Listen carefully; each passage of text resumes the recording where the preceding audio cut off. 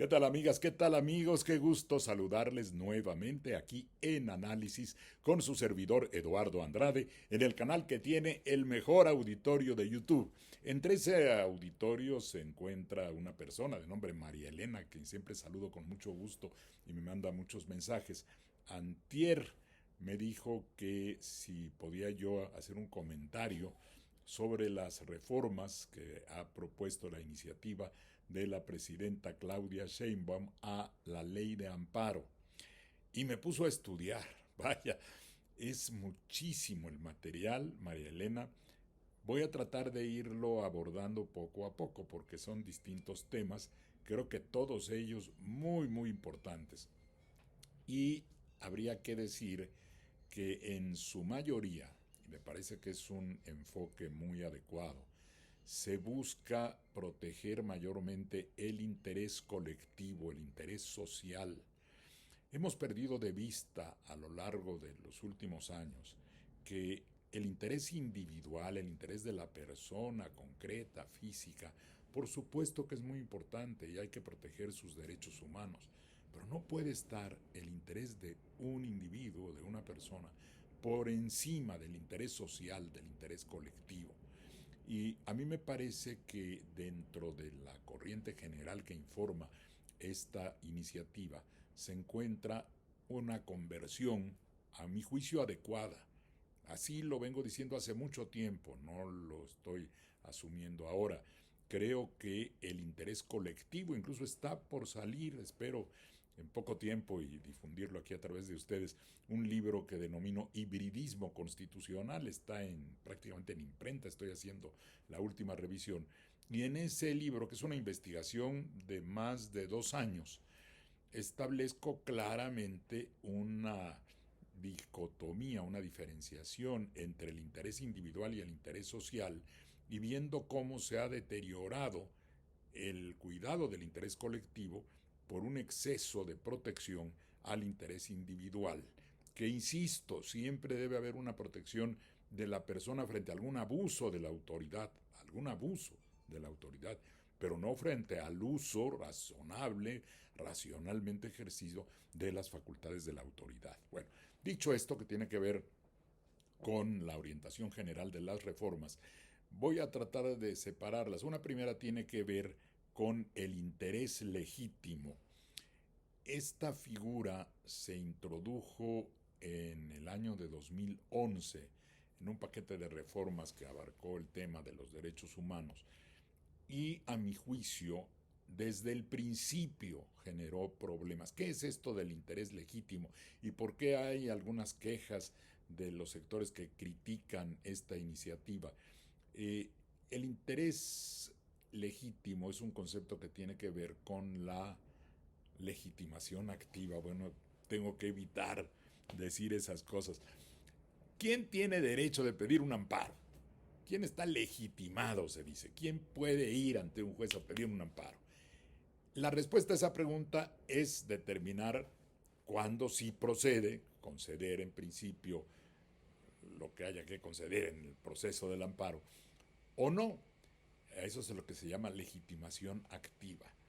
Y desde que surgió el amparo en el siglo XIX, para respetar la diferencia entre los poderes y para garantizar que se evitara que los jueces quisieran emitir disposiciones generales, se dijo claramente desde que lo diseñaron los autores del amparo, Manuel Crescencio Rejón y Mariano Otero, que este procedería solo a petición de la parte agraviada. ¿Qué quiere decir?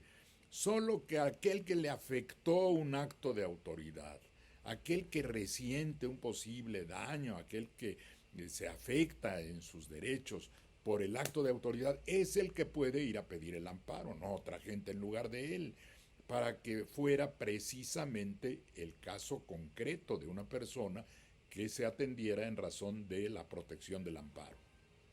Así vivió el amparo hasta el año 2011, cuando se inventó este asunto del interés legítimo. A diferencia de la primera fórmula que acabo de explicar, que se considera o se le ha llamado interés jurídico. Se distinguió entre interés jurídico, que es aquel que tiene la persona que recibe la afectación directa en sus derechos, y se creó otra figura de interés legítimo.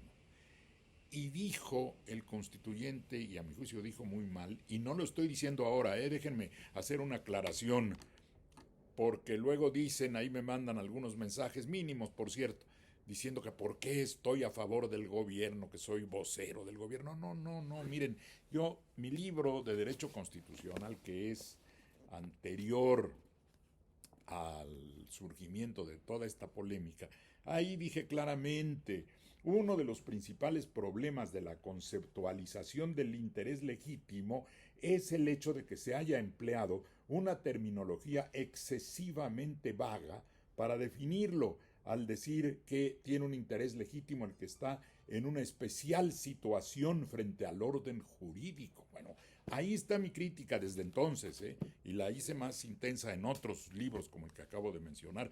Yo en este último estoy a favor incluso de que desapareciera el interés legítimo.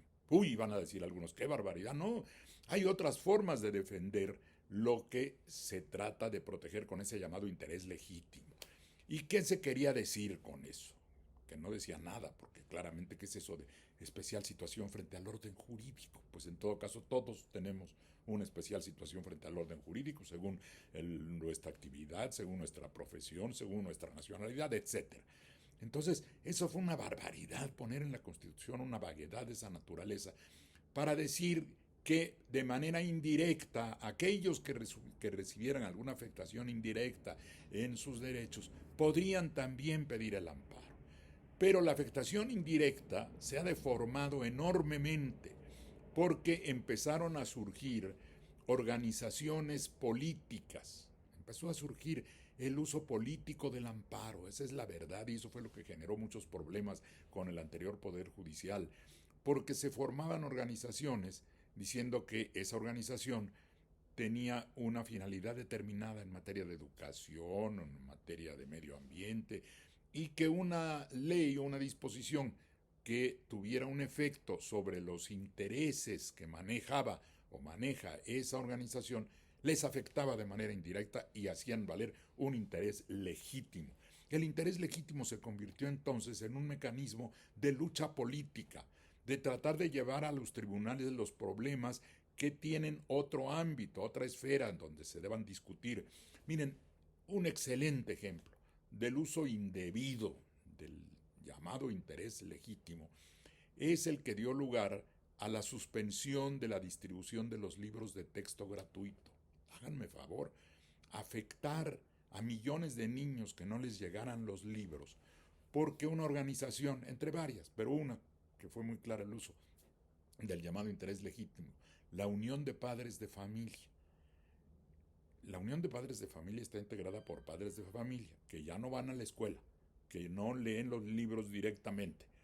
Y sí pueden tener, por supuesto, un interés en la educación de sus hijos, pero ese interés tiene que ver con la forma en que deciden dónde se van a educar, que quieren que tengan como maestros, quieren tener además un idioma adicional, lo que sea, pero no sobre las facultades del Estado para establecer el contenido de los libros de texto, porque esa es una facultad que tiene constitucionalmente el Poder Ejecutivo. Bueno, pues ¿qué hicieron? Con el interés legítimo fueron ante un juez a pedir que se suspendiera la distribución de los libros de texto porque no les gustaba su contenido, porque les parecía que no iban de acuerdo bien con los programas que por cierto también son facultades que debe ejercer la autoridad del Estado mexicano en favor del derecho a la educación de los niños. Pues esos libros son un instrumento para el derecho a la educación. Podrá no gustarnos en algún momento algunos de sus contenidos. Podremos pensar que la orientación ideológica que va teniendo la educación no nos satisface. Bueno, entonces hay que trabajar en el ámbito político para que las leyes cambien o se modifiquen los programas con participación de organizaciones que tienen también esa posibilidad de intervenir de acuerdo a la Constitución, pero no ir a pedirle a un juez que detenga la distribución y hasta la impresión de los libros de texto, que eso era verdaderamente una locura, era ejercer la censura prohibida totalmente por la Constitución.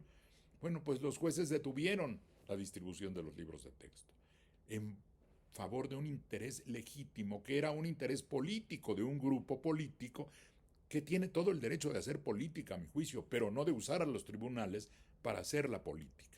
Y eso es lo que ha estado ocurriendo con el interés legítimo. Incluso a veces se forman organizaciones específicamente con el propósito de combatir una legislación que no les gusta porque no están de acuerdo con la política que prevalece en el poder legislativo. De modo que era necesario, a mi juicio, que se precisara de mejor manera el interés legítimo. ¿Y qué es lo que dice? Déjenme hacer una referencia necesariamente un poquito técnica, pero la exposición de motivos es bastante clara y no creo que destruya, como les digo, yo por mí quitaría el interés legítimo porque solo sirve para eso y no quedaría la gente en estado de indefensión.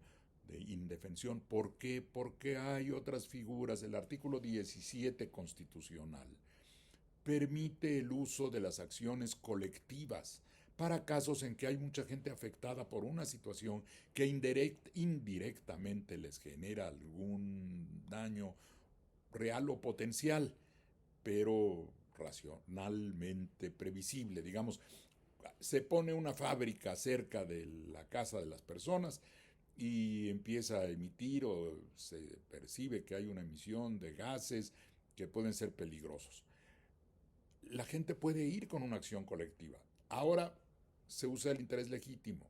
En ese caso podría estar justificado, ¿no? Porque uno puede decir, oiga, no me está afectando directamente en este momento a mí, porque se le podría preguntar, bueno, ¿y a ti qué te afecta? ¿Ya te causó algún daño? No me lo ha causado.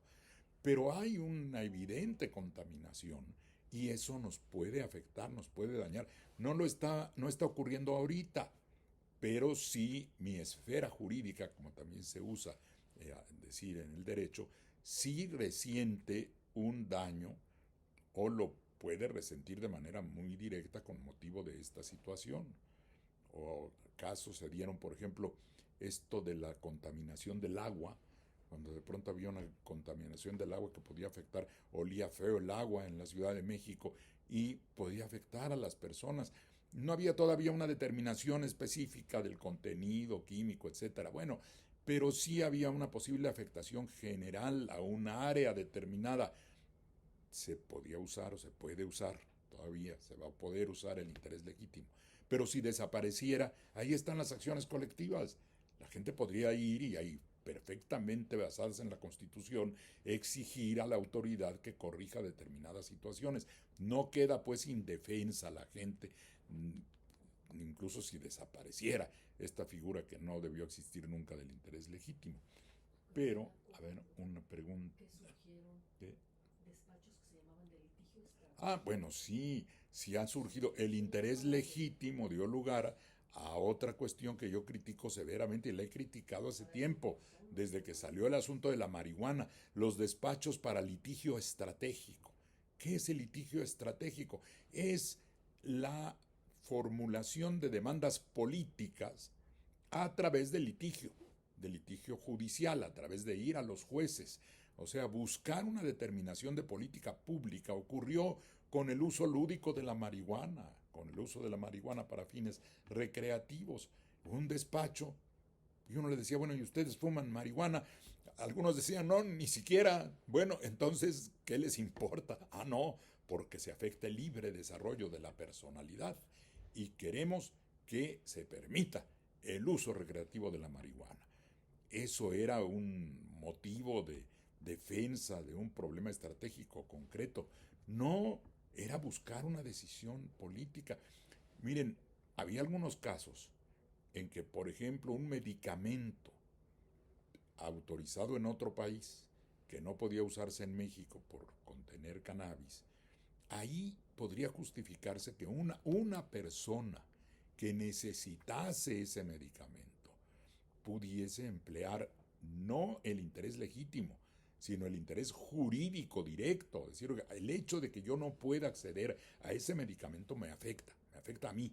Ah, bueno, entonces vamos a darte a ti la posible cobertura, no la posible, la cobertura de un amparo para que puedas tener acceso a ese medicamento. Pero ahí habría un interés jurídico que se llama, o interés directo, como a mí me parece más claro decirlo. Y los intereses indirectos tendrían que demostrarse varias cosas, que es lo que ahora se pretende con el cambio legal, que me parece que está muy bien. Lo que está muy mal es que le estoy pegando aquí a la mesa. ¿Qué, ¿Cuáles son los conceptos que se quieren concentrar en la definición del interés legítimo? Uno, que exista un acto, omisión o norma reclamados. Yo ahí todavía tengo mis dudas sobre la omisión, pero bueno, omisión es decir que la autoridad dejó de hacer algo. Tendría que ser muy preciso, que hubiera la obligación de realizar cierta conducta, pero está bien. Pero que quede muy claro cuál es ese acto, dónde está el acto concreto, esa omisión o la norma que se reclama. Y luego, ¿qué más? Una lesión jurídica, entendida como la restricción, intervención, daño o perjuicio a los derechos de la quejosa, es decir, de la parte quejosa. Quejoso se llama en el amparo el que se queja, el que va a pedir el amparo. Como se va a quejar, pues es el quejoso, así se llama. No lo inventé yo, ¿eh? A mí nunca me ha gustado mucho esa expresión, pero bueno, es el quejoso o la quejosa, la parte quejosa. Pero eso sí es muy importante, que exista claramente un derecho en perjuicio, aunque sea de manera indirecta, pero que se pueda identificar que hay ese perjuicio, no nada más que puede ser que le pase, o que no le gustan los libros de texto, o que no le gusta que un gobierno haya tomado una decisión para conseguir un crédito. Bueno, pues esas son cosas que pueden no gustarnos a los ciudadanos en algún momento, pero lo que no nos guste de manera general da lugar a una cosa que se llama ahí en derecho de amparo también el interés simple.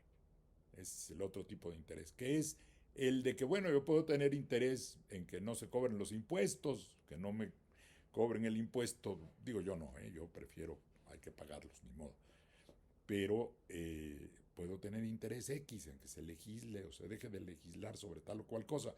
Bueno, pues es un interés simple, ni me afecta, ni me daña, ni me genera más que cierta idea de política, entonces pues puedo hacer política para trabajar sobre ese tema. De modo que tiene que haber un daño, pues, aunque sea indirecto, a la parte quejosa, que no se justifique, porque si se justifica, pues entonces ni modo. Hay casos en que el interés público, las obras públicas, por ejemplo, bueno, pues justifican una acción que puede generar algún daño a la persona o a sus intereses. Que claro, si se dañan deben ser también resarcidos los daños que se provoquen, por ejemplo, con una obra pública, pero en fin. Y desde un enfoque del orden jurídico, también eso me parece que, bueno, ¿qué quiere decir? Que existan normas que regulen esas circunstancias. 3. Una relación de causa-efecto, muy bien, entre el acto reclamado y la lesión jurídica. Si de por sí ya la lesión jurídica no es tan directa, porque esa es la del interés jurídico, aquí se está definiendo el interés legítimo, si no es tan directa, bueno, por lo menos que haya claridad de que el acto que se reclama tiene una relación directa con lo que percibe como daño la persona quejosa. Hubo un caso, de pronto me viene a la mente, de alguien que pidieron un amparo contra el uso de fuegos artificiales en algún municipio. Uy, si lo hubieran pedido el 15, imagínense, no hubiéramos disfrutado. Me gustaron los fuegos artificiales del día 15.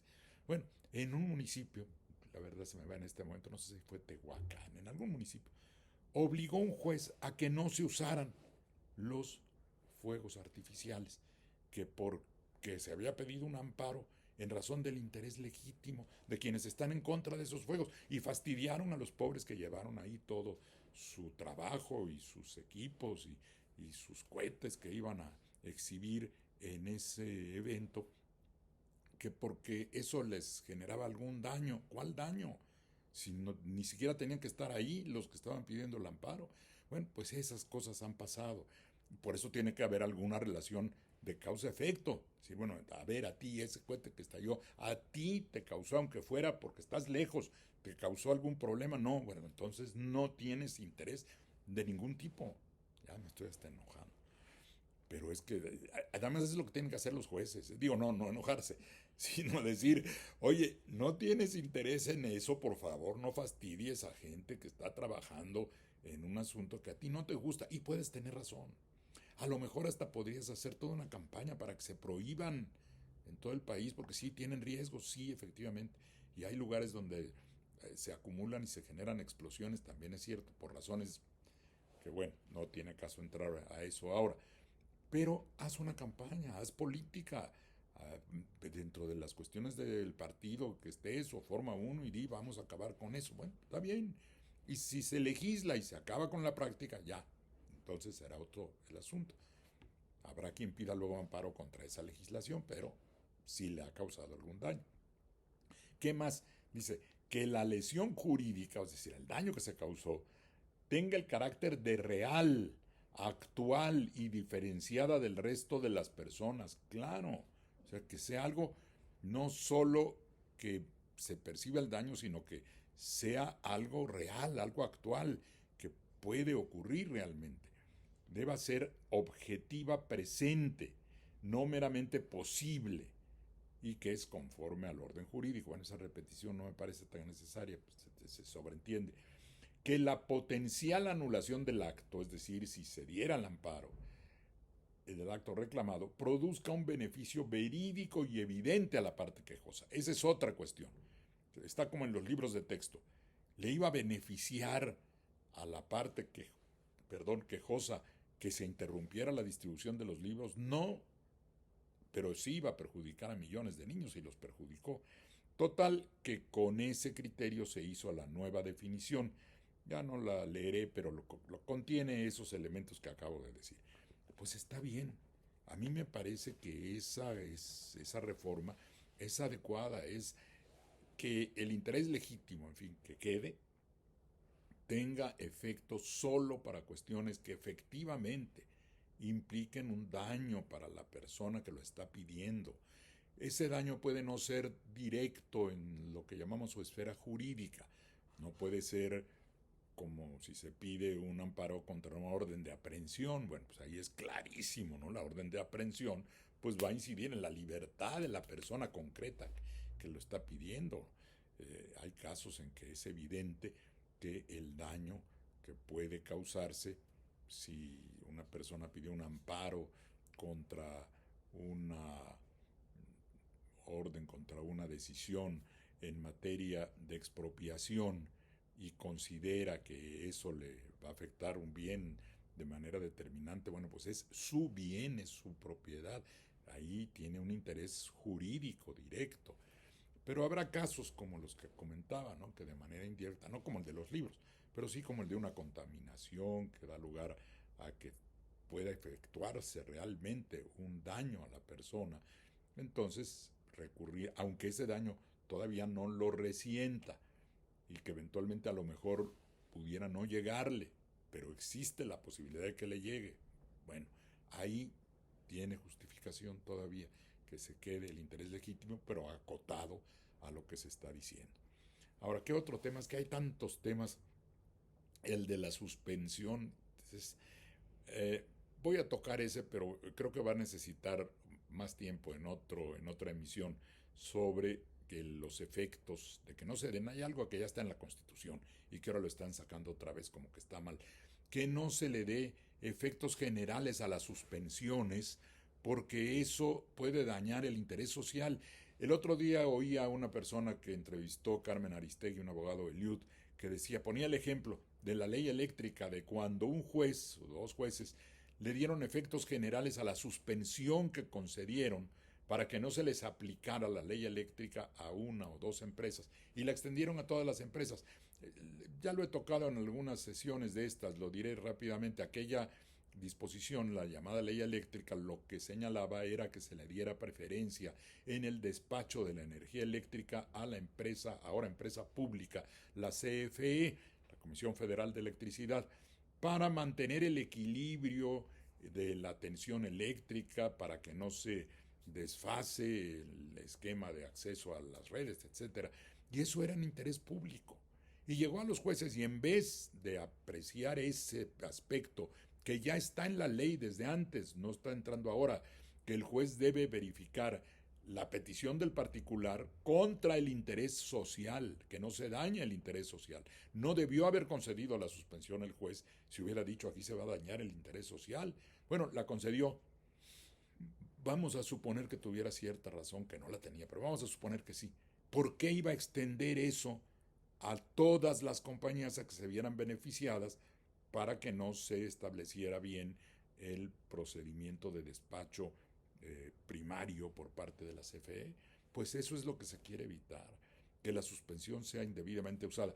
Pero miren, son muchos casos de suspensión. Yo creo que voy a dedicar otra emisión concretamente porque hay diferentes aspectos en donde va a operar ciertas reglas para cómo debe decidirse si se otorga o no la suspensión. Bueno, ¿cuál otro? El de la imposibilidad material o jurídica.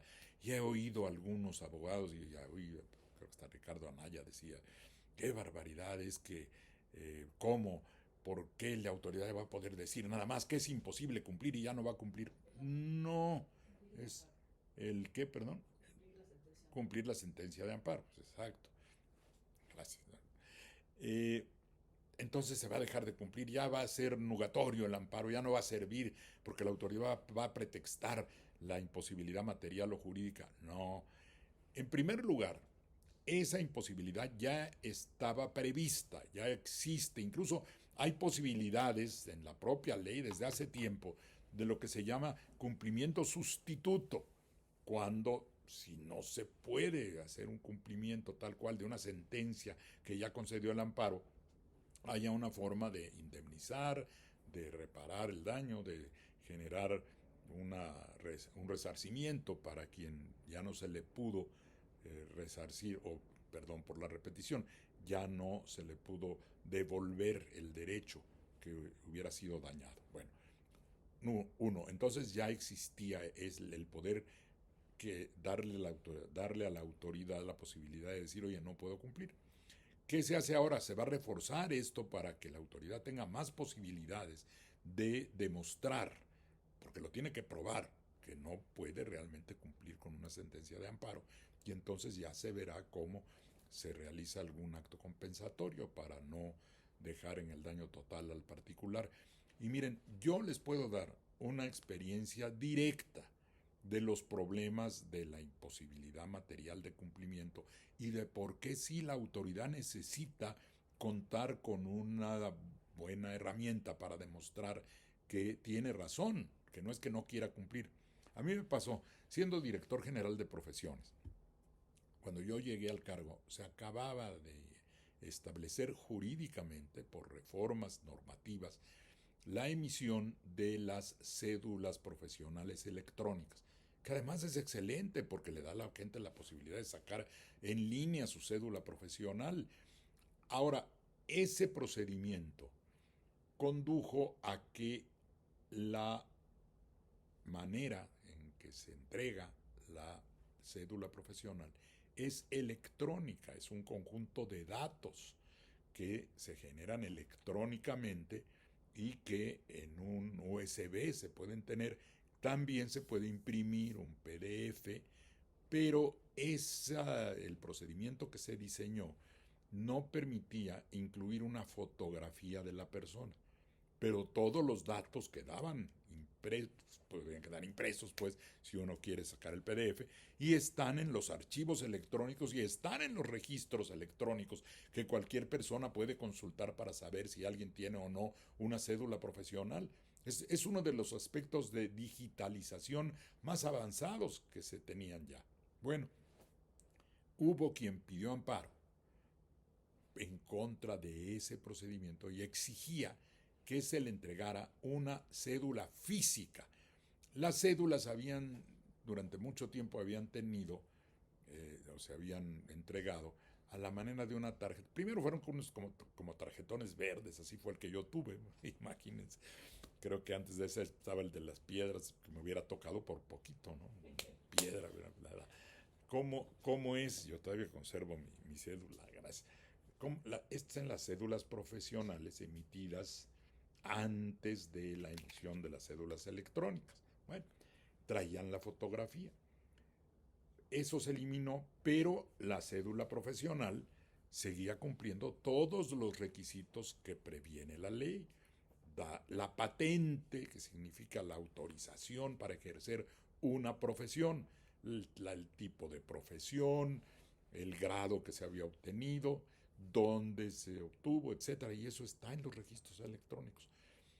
En ningún lado decía la ley que debía llevar fotografía. Había una referencia que sirviera para la referencia a la identidad del profesionista. Y de ahí se agarraron los que pidieron el amparo, fueron unos cuantos, pocos. Yo recuerdo 3 casos. Se agarraron de ahí y dijeron, es que la identidad obliga a que tenga fotografía. No. Yo lo estudié muy bien y dije, no, a ver, espérate. Identidad es una cosa, identificación es otra. Y no necesariamente es el instrumento de identificación. Puede servir y ha servido, pero hay otras formas de identificación. Y la identidad del profesionista se preserva. ¿Cuál es el principal documento de identidad? Me acuerdo que eso lo argumenté, le dije a un juez, ¿cuál es el inicial documento de identidad de la persona? El acta de nacimiento. ¿Y qué esa trae foto? Pues no, ni podría traerla, ¿verdad? Porque además ni podría servir como identificación. Y sin embargo es el documento básico de la identidad de la persona en el momento de su nacimiento. Bueno, entonces pedían necesariamente, hubo jueces que dijeron, expídanle una cédula como la que les acabo de mostrar. Yo tuve que ir a hablar con algunos jueces, algunos se convencieron, les dije, es imposible. ¿Por qué es imposible? Porque esas cédulas se hacen con un material especial de seguridad, con unos troqueles específicos que tenía Talleres Gráficos de la Nación, que cuando cambió el sistema y la cédula se vuelve electrónica, se exigió incluso en las disposiciones transitorias de las reglas nuevas que se destruyeran los troqueles y los mecanismos con los que se contaba en Talleres Gráficos para hacer las cédulas. ¿Por qué razón? Para que no se pudieran seguir haciendo y que no se usaran para falsificar cédulas como si hubieran sido emitidas antes. De modo que era imposible, aunque quisiéramos, aunque yo quisiera. Ahí está el mejor ejemplo de la imposibilidad material y jurídica. Era jurídica porque jurídicamente esas cédulas ya no valían. Perdón, corrijo. Las cédulas siguen valiendo como tales, pero me refiero a que ya no es el procedimiento válido actual. No sé si me estoy explicando bien. Toda cédula anterior, como la que les acabo de mostrar, sigue valiendo, sigue teniendo, y lo dijeron las disposiciones transitorias, las cédulas emitidas físicamente siguen teniendo su mismo valor de siempre. Pero jurídicamente, las cédulas que se emiten a partir de este momento para adelante son estas, son las electrónicas. De modo que jurídicamente ya no tengo base para expedir una de las anteriores, aunque sigan valiendo. Había pues una imposibilidad jurídica. La norma jurídica ya no lo permite. Y una imposibilidad material, aunque quisiera, ¿de dónde saco los troqueles y las máquinas y el especial material de seguridad? Y podría un juez llegar a decir, bueno, hubo un caso en que prácticamente nos dijeron, pues no, a ver cómo le hacen, pero tienen que poderlo hacer. Pues estoy diciendo que es imposible. Pues a ver cómo le hacen. Y luego con la amenaza de que si no lo haces, ahí la autoridad está contra la pared. Hay la amenaza hasta de que lo puedan meter a la cárcel al funcionario por no cumplir con una sentencia de amparo, pese a que esté explicando que no se puede. Bueno, en algún caso sí logré decir, bueno, ahí está, y lo explicamos, y el juez dijo, ya está entendido que eso no se puede. La persona tiene que quedar con su cédula electrónica. Pero hubo un caso que todavía fue más a fondo. Yo ya no sabía qué hacer. Dije, bueno, ¿qué hago? Y decía, emítanle una, no sé cómo, credencial, creo que decía. El caso es que dije, bueno, pues me acogí a una vieja disposición de la propia ley de 1945 que hablaba de la posibilidad de un tercer tipo de cédulas de las que se mencionaban. Y dije, bueno, pues voy a emitir una de esas. si ahí está en la ley esa posibilidad, voy a hacer la del cartón que se hacía originalmente. Le voy a poner la foto que pide el interesado, nada más con un problema, y se lo dice al juez. Nada más que esta cédula responde a lo que tú me dijiste, que sea en una forma gráfica y con fotografía.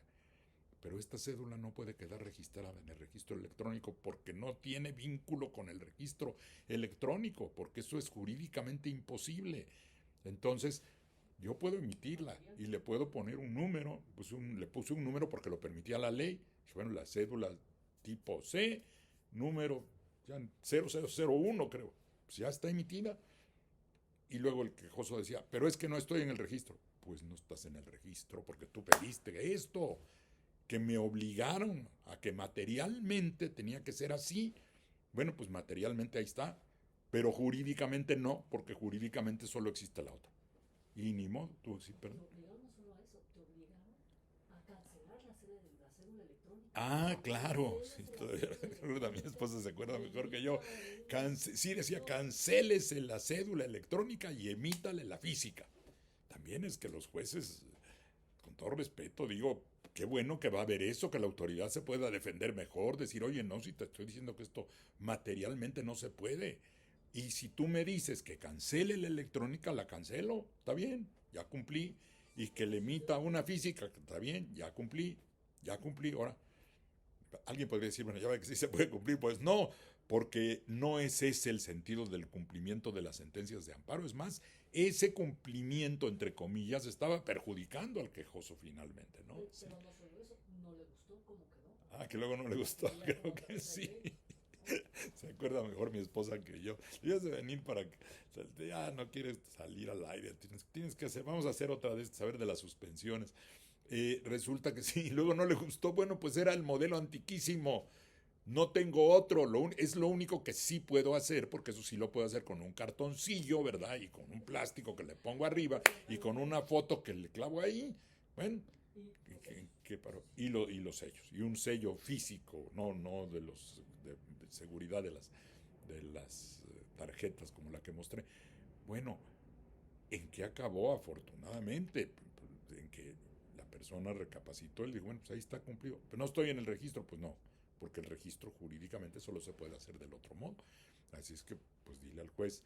A mí el juez me dijo que te lo cancelara, ya lo cancelé, me dijo que te emitiera este cartoncito, ya te lo emití. ¿Ahora qué? No, pues es que no tengo cédula. Bueno, pues es que la cédula es la otra. Y ya tuvimos que resolverlo ante el propio juez. El quejoso admitió que la única solución posible era, se iba a quedar con su cartoncito. Y se quedó, pues sí, animó que se le quitara, ¿verdad? Pero ese es un ejemplo. Y yo lo viví. Y no es el único, podría pasarme un buen rato. Me pasó en la Universidad Nacional como abogado general, me pasó como director jurídico de la Secretaría de Desarrollo Urbano y Ecología, casos en que la autoridad no podía cumplir, no es que no quisiera, sino que tendría que recurrirse a algún tipo de cumplimiento sustituto. Entonces, creo que está bien que se faculte más a la autoridad, no por ser un Estado autoritario, no, sino para que haya un equilibrio en las decisiones, porque esa autoridad está representando un interés general.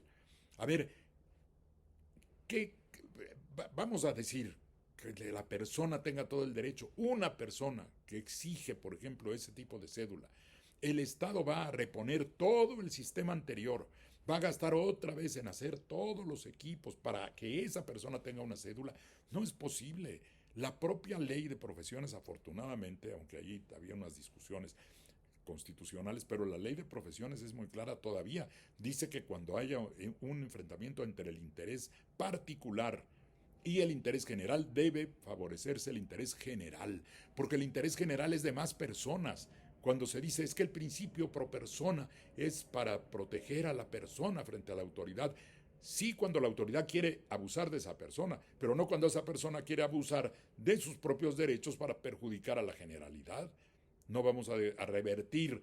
¿Y qué vamos a hacer con las cédulas electrónicas ya expedidas? Entonces, a todos los que se les expidieron, vamos a regresarlos al sistema anterior, por Dios.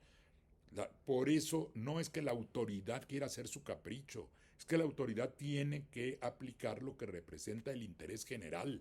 Y en el caso, por ejemplo, de las cédulas, por eso la disposición original era muy clara.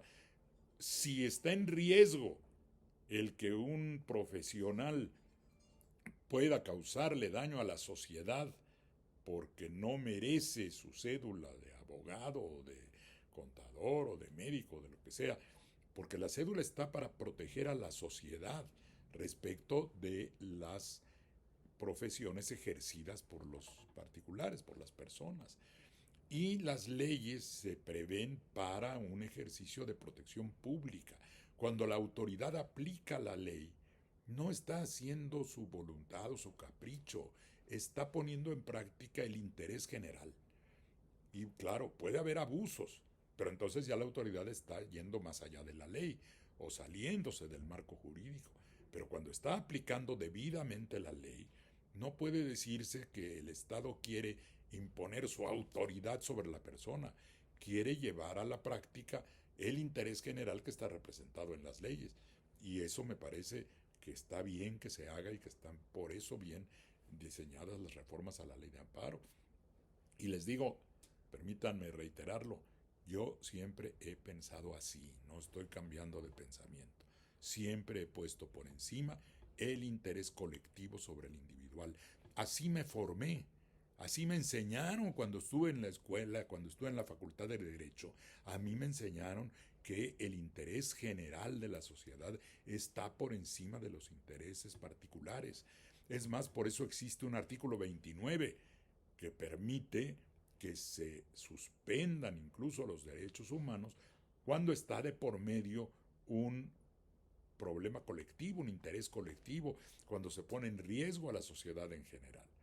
¿Por qué existen casos, por ejemplo, como el estado de necesidad en el derecho penal, en donde se tiene que atender una situación? Bueno, el estado de necesidad quizá sí está más ligado al individuo, pero cuando hay intereses generales que están de por medio en la sociedad, tiene que hacerse valer ese interés general frente a los intereses individuales de una sola persona, por supuesto sin abuso y sin dañar a la esfera jurídica de esa persona.